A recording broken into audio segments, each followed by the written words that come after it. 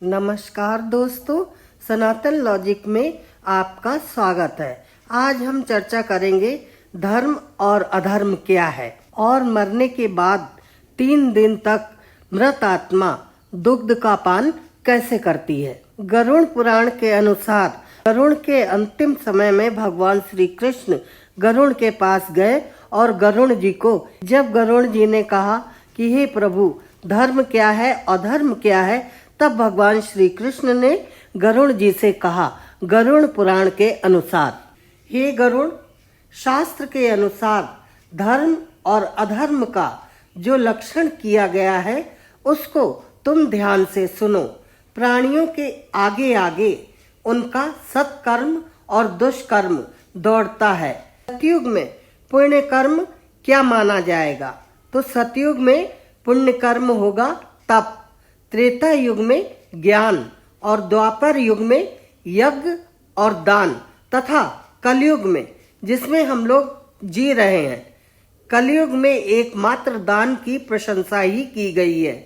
मनीषियों ने उत्तम प्रकृति वाले गृहस्थ जनों के लिए इस धर्म को स्वीकार किया है कि वे यथाशक्ति इष्टापूर्त कर्म करें। उसके करने से उन्हें पातक नहीं लगेगा। जो दान करेगा उसे कभी भी पाप नहीं लगेगा। अब हम वर्णन करेंगे कि दान करने के तरीके कौन कौन से हैं।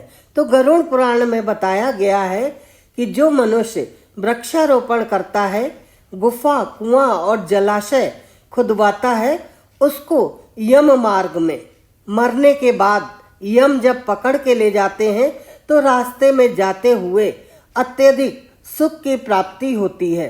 जो लोग ठंडक से पीड़ित ब्राह्मणों को तापने के लिए अग्नि प्रदान करते हैं, वे सभी कामनाओं को पूर्ण करके अति शीतल यमलोक के मार्ग में अग्नि तापते हुए सुखपूर्वक जाते हैं। जिस मनुष्य ने पृथ्वी का दान दिया है उसने मानो स्वर्ण, मणि, मुक्तादि बहुमूल्य रत्न, वस्त्र और आभूषण आदि का संपूर्ण दान दे दिया। इस पृथ्वी पर मानव जो कुछ दान में देते हैं वे सब दिए गए पदार्थ यमलोक के महापथ में उनके समीप उपस्थित रहते हैं। पुत्र विधि पूर्वक अपने मृत पिता के लिए नाना प्रकार के जिन सुंदर सुंदर भोज्य पदार्थों का दान देता है वे सभी पिता को प्राप्त होते हैं। आत्मा ही पुत्र के रूप में प्रकट होता है। वह पुत्र यमलोक में पिता का रक्षक है। घोर नरक से पिता का उद्धार वही पुत्र करता है, इसलिए उसको पुत्र कहा जाता है। अतः पुत्र को पिता के लिए आजीवन श्राद्ध करना चाहिए, तभी वह अति बाहात्मक प्रेत रूप पिता पुत्र द्वारा दान में दिए गए पदार्थों के भोगों से सुख प्राप्त करता है। दग्ध हुए प्रेत के निमित्त परिजनों के द्वारा जो जलांजलि दी जाती है उससे प्रसन्न होकर वह प्रेत यमलोक में जाता है। प्रेत की संतप्ति के लिए 3 दिन तक रात्रि में एक चौराहे पर रस्सी बांधकर 3 लकड़ियों के द्वारा बनाई गई तिगोड़िया के ऊपर कच्ची मिट्टी के पात्र में दूध भरकर रखना चाहिए। हे पक्षिन, हे गरुण राज, वायुभूत वह प्रेत मृत्यु के दिन से लेकर 3 दिन तक आकाश में स्थित उस दूध का पान करता है। दाह संस्कार से चौथे दिन अस्थि संचयन का कार्य करना चाहिए।